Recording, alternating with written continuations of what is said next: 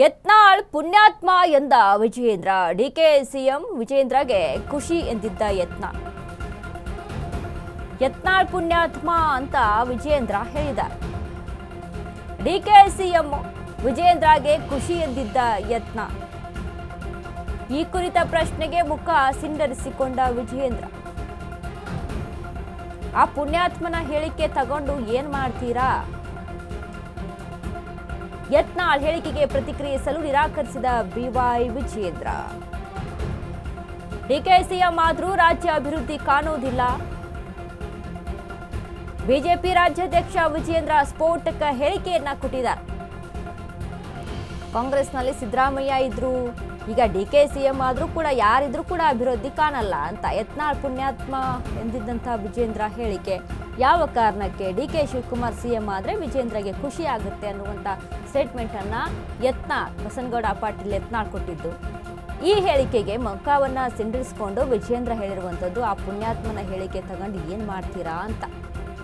ಯತ್ನಾಳ್ ಹೇಳಿಕೆಗೆ ಪ್ರತಿಕ್ರಿಯಿಸಲು ನಿರಾಕರಿಸಿದ್ದಾರೆ ಬಿವೈ ವಿಜಯೇಂದ್ರ.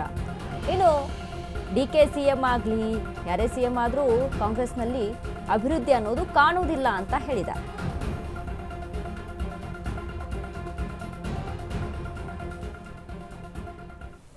ಇವರ ಡಿಕೆ ಶಿವಕುಮಾರ್ ಅವರ ನೇತೃತ್ವದ ಸರ್ಕಾರ ಹೇಗೆ ನಡೀತದೆ ನಾನು ಹೇಳುವಂತ ಅವಶ್ಯಕತೆ ಇಲ್ಲ.